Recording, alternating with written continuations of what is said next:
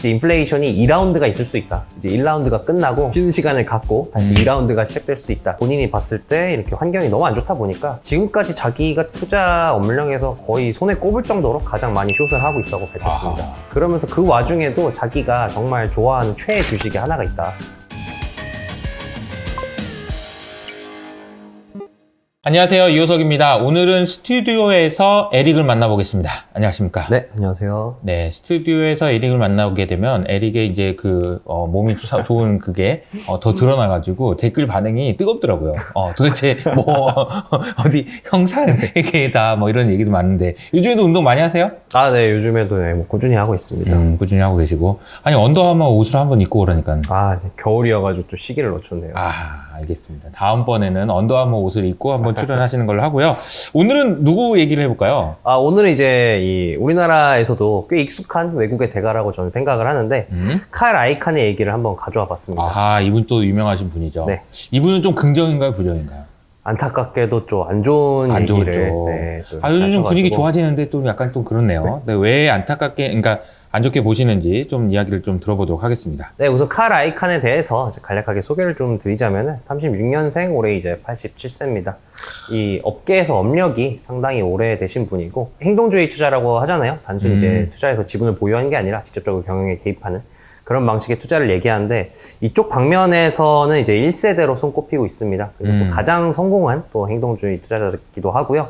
그래서 자산이 이제 230억 달러 정도로 알려졌는데 아마 이제 이호석 아카데미에서 소개해드린 대가 중에서는 제일 부자인 걸로 저는 알고 있습니다. 대략 한 30조 가까이 되는 건데요. 네, 거의 우리 지금 돈으로. 이재용 부회장이 한국에서 현재 1위잖아요. 네. 현재 한 10조 정도 되지 않나요? 한 3배 얼마 정도. 전에 빈살만이랑 이렇게 자산 비교되고 막 그런 짤도 많이 돌긴 했는데 해외에 계신 분들이 좀 부자들이 많긴 많죠. 네, 아무튼. 그리고 이제 칼 아이칸 하면은 또 이렇게 약간 비정한 금융인의 이미지가 좀 있거든요. 왜요? 특히 그 영화 예전에 그 월스트리트라고 유명한 영화가 있지 않았습니까? 네네네. 그 영화에서 주인공이 상당히 비정한 금융인의 이미지인데 그 모델을 칼 아이칸에서 따왔다고 합니다. 그만큼 이제 이 행동주의 투자자기도 하니까 기업의 이제 막 해고도 막 종용을 하고 이런 식으로 좀 비정한 금융인의 이미지로도 이제 미국에서는 알려져 있고 근데 또 의외로 따뜻한 면이 좀 있습니다. 그래요? 의외로 이렇게 기부도 상당히 많이 하시고 오호. 특히나 동물을 상당히 좋아하거든요. 맥도날드에서 이제 돼지를 사육을 하는데 사육 시 환경이 너무 안 좋다. 그리고 동물 학대다라고 하면서 이제 맥도날드 주식을 직접 사고 언론을 돌아다니면서 맥도날드를 비판하고 이거에 대해서 막 문제를 제기한 적이 있을 정도로 상당히 이 동물 애호가로도 알려져 있습니다. 되게 이제 특이한 이력들이 좀 있어요. 이제 부자분들을 보면은. 네, 아무튼 칼 아이칸이 돼지를 사랑한다. 이 얘기도 좀 흥미롭긴 합니다. 그리고 또 이제 한국과도 이제 우리나라도 연이 있는데 또 KTNG 지분을 또 매입을 해가지고 행동주의를 한번 실천을 해서 아마 또 1,500억 정도의 이득을 보고 나간 걸로도 알려져 있습니다. 그럼 칼 아이칸은 최근에 어떤 얘기를 했느냐? 썰틴F 시즌이라서 이제 칼 아이칸이 보유한 미국 주식들이 또 공개가 되기도 했거든요. 그래서 이걸 종합했을 때 칼 아이칸은 요즘 어떻게 시장을 보냐면은 지금의 이제 반등은 내가 봤을 때는 반짝 반등이다. 네. 이런 반짝 반등은 하락장에서 종종 나오는 건데 그 나오는 이유에 대해서 설명을 했고요. 그리고 인플레이션에 대해서는 이제 인플레이션 꺾였다. 이제 내려가려면 남았다라는 뷰가 좀 다수지 않습니까? 네. 근데 칼 아이칸 같은 경우는 이제 인플레이션이 2라운드가 있을 수 있다. 이제 1라운드가 끝나고 쉬는 시간을 갖고 다시 2라운드가 시작될 수 있다.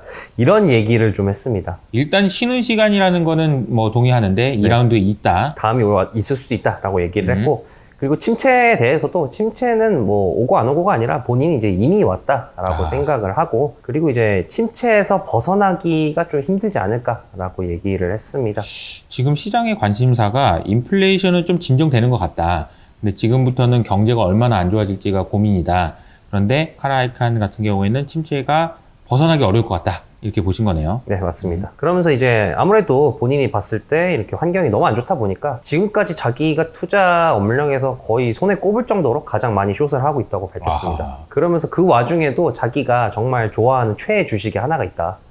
이게 그거를 더 여러분 이 영상을 끝까지 보지 않으실 수가 없겠네요. 이게 보면은 안 좋긴 한데 그래도 제일 좋아하는 주식이 있다. 그래서 본인이 원픽을 또 이렇게 뽑아서 이유를 설명을 하기도 했고요. 그리고 또 최근 이제 FTX 사태가 굉장히 또 이슈지 않습니까? 맞아요. FTX 사태에 대해서 본인의 생각을 밝히기도 했습니다. 우선 그러면 이번 반등은 왜 반짝 반등이냐? 소위 말한 이런 베어마켓 랠리가 나온 이유에 대해서는 베어마켓이 되면은 주식 거래량이 적어지는데 그러다가 가끔 이제 호재가 나와서 튀기 시작한다. 근데 그 음. 튀는 게 보통 이제 하락을 하면서 숏 포지션이 굉장히 많이 쌓여 있다가 잠깐 튈 때 그것이 숏 스퀴즈, 그러니까 숏이 청산당하는 과정이 생기는데, 근데 워낙 거래량이 적다 보니까 그 청산당하는 과정에서 그게 너무 극렬하게 상승으로 반영이 된다. 그렇기 때문에 베어마켓에서 이런 반짝 반등이 나오는 거는 굉장히 좀 일상적인 일이고, 그리고 내가 봤을 때는 이번 반등도 그런 일상적인 반등 중에 하나다라고 얘기를 했습니다. 네, 지금 반등이 나오고 있는 건 분명한데 거래량이 없기 때문에 이거는 찐 반등이라고 보기는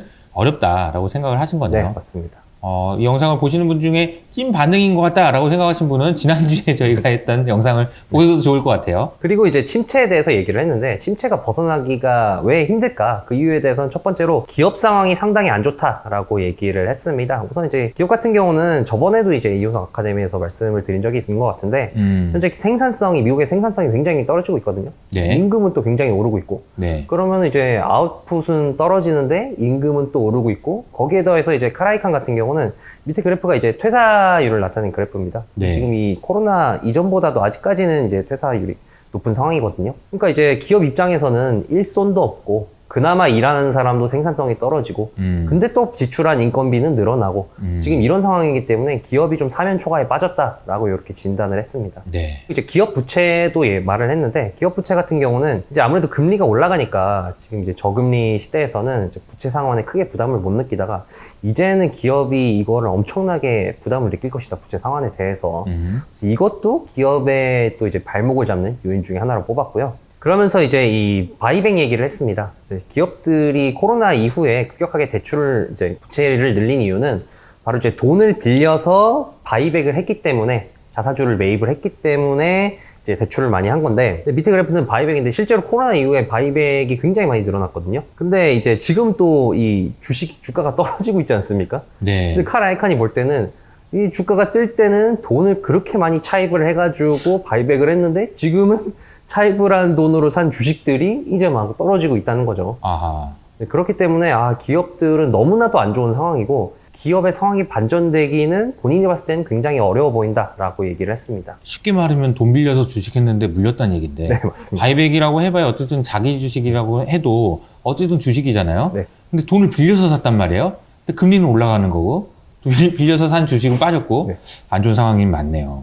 네, 그리고 두 번째 이유로는 가계를 꼽았습니다. 가계에 대해서는 이런 얘기가 있잖아요. 지금 미국인들이 너무 부자다. 네. 이 그래프는 이제 미국의 초과 저축을 나타내는 그래프인데, 이제 이런 얘기가 있습니다. 이제 미국의 이제 초과 저축이, 팬데믹 이후의 초과 저축이 아직까지는 75% 정도 남았다. 근데 미국인의 지갑이 아직 빵빵하다. 그렇기 때문에 이제 불황이 그렇게 크게 오진 않을 것이다라는 얘기가 있는데, 카라이칸 이에 대해서 지금은 지갑이 빵빵하지만, 네. 금리가 오르면은 앞으로 이제 대출 상환에 대한 부담이, 가계가 엄청 높아질 것이다. 그리고 이제 이 기업 상황도 안 좋고 뭐 이러다 보니까 가게 입장에서는 여러모로 앞으로는 지갑이 빵빵하더라도 그 지갑을 닫을 수밖에 없게 될 것이다. 아무리 지갑이 빵빵해도 지금 뭐 부동산 떨어져, 뭐 주식도 떨어져, 그리고 뭐 금리도 올라, 이렇게 되면은 이 가게도 결국에는 꺾이게 돼 있다라고 얘기를 했습니다. 그렇기 때문에 이런 이유들 때문에 이제 침체에서 벗어나는 건 상당히 힘들다. 왜냐하면 너무 여러 가지 안 좋은 요인이 있고, 침체에서 벗어나려면 이런 요인들이 모두 다 개선이 돼야 되는데,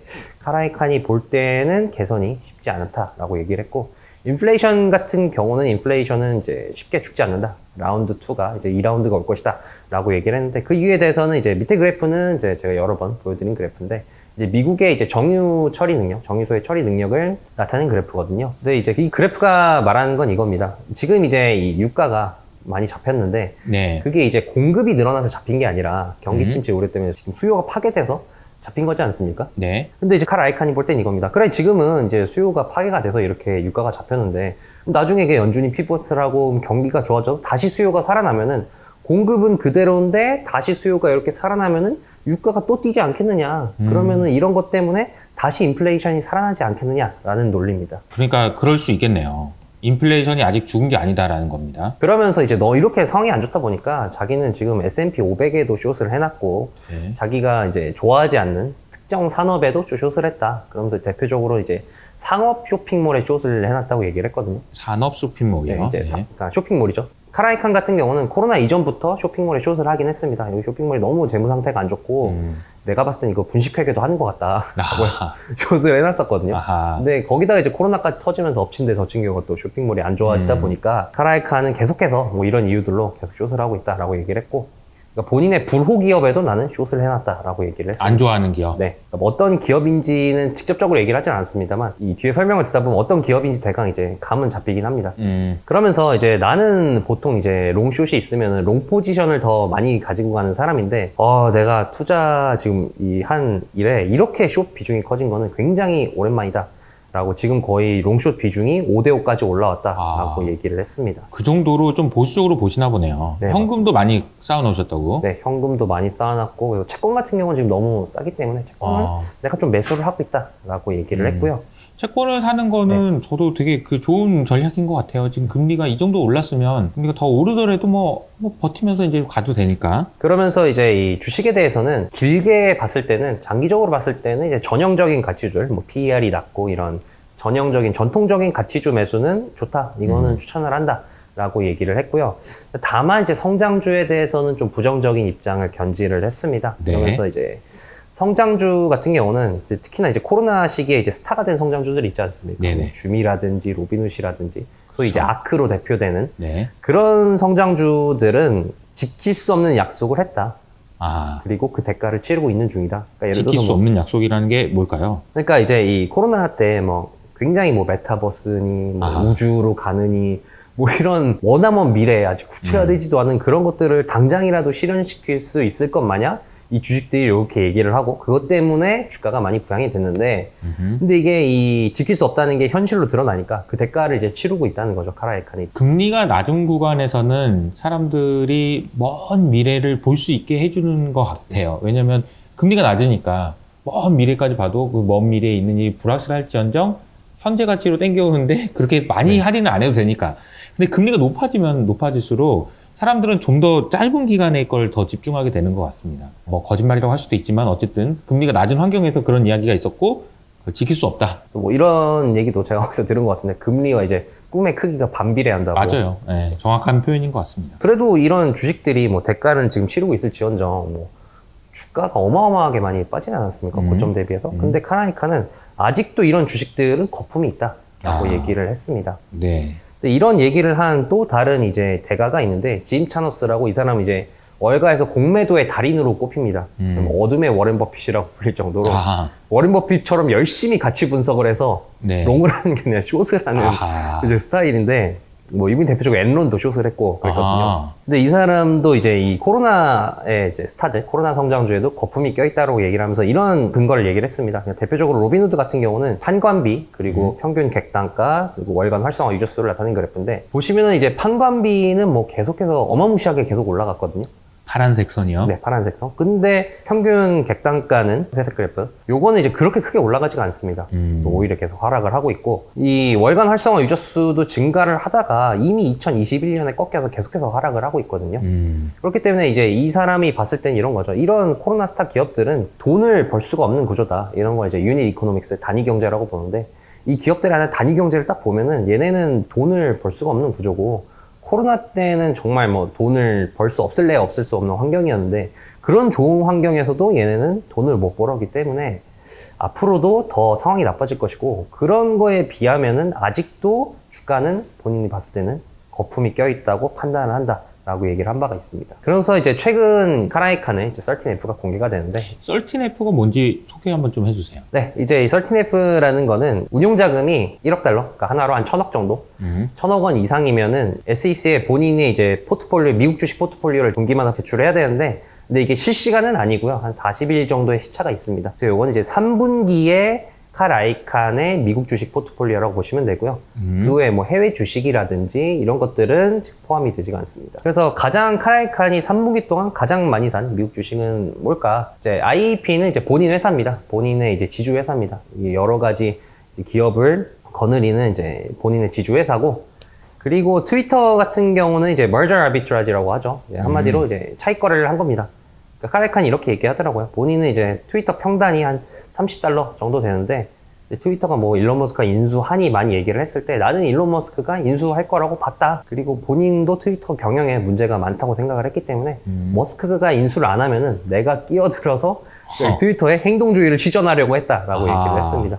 꽤 많이 샀었네요. 네, 그 54달러에 이제 이익 인수가 실현하셨겠네요. 됐으니까, 네, 굉장히 또 이익 실현을 크게 한 것으로 알려졌고요. 또 CCK 같은 경우는 이 음료수 캔 같은 걸 만드는 회사입니다. 메탈 금속 용기를 제작하는 회사인데, 이 회사 같은 경우는 이제 이 카라이칸이 아마 또 여기 행동주의를 시전하려고 들어간 게 아닌가. 이 회사의 재무제표를 보면은 크게 발전도 없고 뭐 그냥 계속 이렇게 가거든요. 카라이칸은 그런 회사에 들어가서 뭔가 이렇게 극적인 변화를 주는 거를 좋아하기 때문에 아마 그런 이유로 들어가지 않았나 추측이 되고. 뭔가 내가 들어가서 흔들어 놓으면 좋아질 회사들을 찾는 거죠. 네, 맞습니다. 그리고 이제 네 번째는 옥시덴탈의 워렌트입니다. 뭐 전환사채라고 표현을 해야 되나요? 그러니까 이제 옥시덴탈 같은 경우는 카라이칸이 이제 옥시덴탈 지분을 가지고 있다가 본인의 행동주의가 끝났다라고 판단을 해서 나왔는데, 또 이렇게 워렌트는 또 매수를 계속하고 보유를 하고 있더라고요. 그리고 가장 눈에 띄는 게 전분기 대비해서 가장 많이 이제 비중을 늘린 게 사우스웨스트 가스 홀딩스입니다. 그러니까 천연가스 회사인데, 이 회사는 카라이칸이 내가 여기다 행동주의를 시전하고 있다, 최근 들어서 행동주의를 시전하고 있다고 공공연하게 말을 한 바가 있습니다. 가장 많이 산 주식들에 대한 이야기이고요. 네. 가장 많이 판 거는 뭐냐? 가장 많이 판 거는 셰니에르 에너지라고, 이건 천연가스 기업인데, 이거 같은 경우는 이제 카라이칸이 내 작업이 이제 끝났다라고 판단을 한 것 같습니다. 2016년부터 보유를 하기 시작을 했는데, 지금 보면은 뭐 올해 너무 성과가 좋았거든요, 이 네. 기업이. 그렇기 때문에 이제 주가도 충분히 올랐고, 이제 내가 뭔가 이제 체질 개선도 다 시켜놨기 때문에 나는 이제 빠진다라고 해서 이렇게 발을 빼는 중이 아닌가 싶고. 아, 근데 이게 보면은 카라이칸이 투자한 것은 성공을 많이 했네요. 여기 보니까 그 종목들이 LNG 같은 경우도 티커 자체가 LNG니까 그래, 뭐. LNG 비즈니스를 하는 회사잖아요. 네, 그리고 맞습니다. 이제 관련돼서 워낙 올해 이슈가 많았고 그게 부각이 많이 됐었어요. 네. 이제 러시아 우크라이나 전쟁 때문에도 그렇고 여러 가지로 다 이거 먹고 나오신 거네요. 그리고 두 번째 이제 웰빌트는, 이것도 알리바바가 인수를 했거든요. 이것도 트위터와 같은 맥락에서 이제 차익 거래를 노리고 인수를 했는데, 이것도 이제 평단가로 보면은 성공을 했다라고 평가를 할 수 있을 것 같습니다. 네, 이 비정한 금융인의 이미지가 딱 여기서 느껴집니다. 딱 오르면 내 역할은 끝났다. 그러면서 탁 쿨하게 팔고 나오고. 아, 멋있네. 그러면서 이제 카라이칸이 지금 현재 포트폴리오에 가진 탑5는 이렇게 됩니다. 인터뷰에서 앵커가 물어봤거든요. 당신이 가진 주식 중에서 네. 가장 이제 마음에 드는, 좋아하는 주식이 뭐냐라고 하니까 서슴없이 바로 이 CBI라는, CBR 에너지라는 회사를 뽑았습니다. 그래서 이 기업은 내가 가장 좋아하는 주식이고, 앞으로도 굉장히 지금 유망할 것 같다라고 얘기를 했습니다. 야, 대놓고 이제 추천은 아니지만 어쨌든 네. 자기 많이 들고 있다라는 얘기인데, 대놓고. 이 표에서 비중이 뭘 의미하는 거예요? 그러니까 포트폴리오 내에서 비중이 몇 %를 차지하냐. 아, 그러면 이 IP는 본인 회사니까 가장 많고, 네. 그 다음이 CVI네요. 네, 그 다음이 바로 CBI입니다. 아, 10%면은 정말 많은 거네요. 그 외에도 이제 다른 포트폴리오를 보시면은, 트위터 같은 경우는 뭐 이제 차익 거래를 노렸으니까 이건 뭐 논외로 한다 치더라도, 아마 없겠죠, 지금은. 네, 옥시덴탈 같은 경우도 이제 에너지죠. 그리고 FE 퍼스트 에너지도 유틸리티 쪽이죠. 에너지 관련 주식을 지금 상당히 많이 들고 있습니다. 그러네요. 네, 그러면서 본인이 이제 CBI를 좋아하는 이유에 대해서는 한마디로 이제 정부가 경제적인 혜자를 만들어줬다라고 요약을 할 수 있을 것 같습니다. 제가 이제 이 데이비드 아이논 컨텐츠에서도 말씀을 드렸는데, 아이논 같은 경우도 소위 이런 정유주들이 이제 경제적 혜자가 생겼다. 왜냐면은 지금 뭐 있던 정유 기업들은 다 망하고 살아남은 애들만 남았는데, 근데 또 외부에선 들어오기가 힘들거든요. 그쵸. 비용도 많이 들고, 또 뭐 화석연료 시대가 끝난다니까 굳이 부돈 투자를 쓰고 못 시간 하는 들여서 들어갈 이유가 없고, 그리고 또 정부의 규제도 상당히 세다 보니까 이제 있는 애들만으로도 경제적 혜자가 좀 만들어졌다. 그래서 이걸 카라이칸은 정부가 이렇게 만들어줬다라고 평가를 했는데, 이렇게 얘기를 했습니다. 그 이유에 대해서. 이제 RFS라는 법안이 있거든요. 네. 그게 뭐냐면은 이제 미국에서 사용되는 이제 운송 연료 중에서 일정 비율은 이제 재생연료를 써야 된다. 그렇기 때문에 이제 정유기업들은 재생연료를 생산을 하지 않을 수가 없지 않습니까? 이렇게 규정이 생겼으니까. 근데 이제 뭐 큰 그런 재생연료를 만들려면은 굉장히 많은 투자가 필요한데, 근데 이제 작은 정유기업들 같은 경우에는 그게 만들기 좀 힘들단 말입니다. 그래서 이런 기업들 같은 경우는 이제 정부가, 미국 정부가, 너네는 이제 유예 신청을 해주면은 우리가 검토를 하고 유예를 해줄게 라고 했는데, 이제 밑에 그래프는 그 유예 신청을 해서 얼마나 이제 통과가 되고 어느 정도가 반려가 됐나를 나타내는 그래프인데, 밑에 회색이 이제 반려를 나타내는 거거든요. 19년 이후로 죄다 반려가 됐습니다. 그래서 카라이칸 같은 경우에는 이 정유주들이 정부의 법안을 지키지를 못해서 다 아웃이 됐다. 아하. 작은 정유주들은 다 아웃이 되고, 그리고 그나마 있던 애들은 이제 처음에는 이제 내가 이 법안을 지키려고 막 정말 수억 달러를 써서 투자를 했는데, 근데 그러다가 이제 이 비용을 감당을 못해서 파산을 한 애들도 있다. 그렇기 때문에 이제 이 살아남은 사람들만 요즘 모였기 때문에 정말 이제 견고한 경제적 해자가 생긴 것이다 라고 얘기를 했습니다. 그래서 이제 경제적 해자 외에도 디젤의 마진과 수요가 굉장히 앞으로 좋을 거기 때문에 이것도 내가 이 CBI를 좋아하는 이유 중에 하나다 라고 얘기를 했습니다. 이 원유업계에서는 이제 크랙 스프레드라고 하거든요. 소위 말하면 이제 마진이죠. 근데 이 마진을 보면은 휘발유, 그러니까 가솔린 같은 경우는 마진이 계속 떨어집니다. 그래서 보시면 이제 디젤 같은 경우는 이 금색이 마진을 나타낸 건데 계속 오르고 있거든요. 근데 이 이유는 이렇습니다. 이제 이 원유를 가지고 크래킹을 하면은 뭐 그걸로 원유로 뭐 휘발유도 만들고 뭐 디젤도 만들고 중유도 만들고 이렇게 되는데, 마지막에 아스팔트도 나오고요. 네, 아스팔트 나오고. 근데 이제 이 소위 이제 벙커 퓨얼이라고 하거든요. 새로운 법안이 생겼대요. 중진류를 쓸 때는 디젤을 섞어서 써라. 아, 그렇기 때문에 또 이제 미국 정부의 법안 때문에 또 강제로 또 디젤의 수요가 늘어나고, 그렇기 때문에 그것 때문에 또 디젤의 마진이 증가하고 있는 상황이다. 그러니까 카라이칸이 볼 때는 이거는 뭐 정부가 밀어주는 기업이라고밖에 볼 수 없다라는 얘기입니다. 벙커 CU라고 해가지고 뭐 배 같은 데는 그런 이제 좀 약간 좀 매연이 훨씬 더 많이 나오는 좋지 않은 기름인 거죠. 근데 그런 기름을 쓸 때, 야, 디젤도 좀 섞어서 써. 너무 뭐 환경 오염되잖아. 이런 이제 규제를 한 것 같은데. 네, 맞습니다. 그러다 보니까 디젤에 대한 수요가 많아질 수밖에 없는 거고, 디젤을 만들었을 때 벌 수 있는 돈의 양이 많아진다라는 걸 의미하는 것 같아요. 요즘에 네, 보면은 기름 넣을 때 보면은 휘발유보다 디젤이 더 비싸요. 요즘에는. 네. 그리고 디젤 가격이 계속 올라간다는 거는 근데 언제까지 그럴지 모르겠지만 어쨌든 지금 현재 상황은 그렇다는 겁니다. 네, 맞습니다. 네, 그러면서 이 회사는 자회사도 엄청난 알짜 회사다라고 얘기를 했습니다.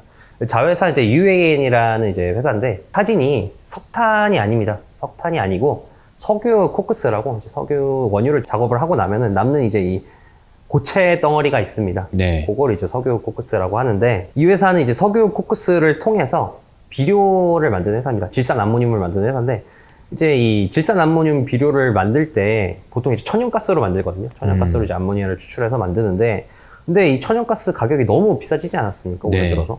근데 이 회사 같은 경우는 천연가스를 안 쓰고 이런 이 석유 코크스를 쓰니까, 근데 석유 코크스 같은 경우에는 가격이 뭐 어마무시하게 싸거든요. 인테그래프는 이제 석탄과 석유 코크스의 가격을 비교한 건데, 그 싸다는 석탄보다도 더 쌉니다.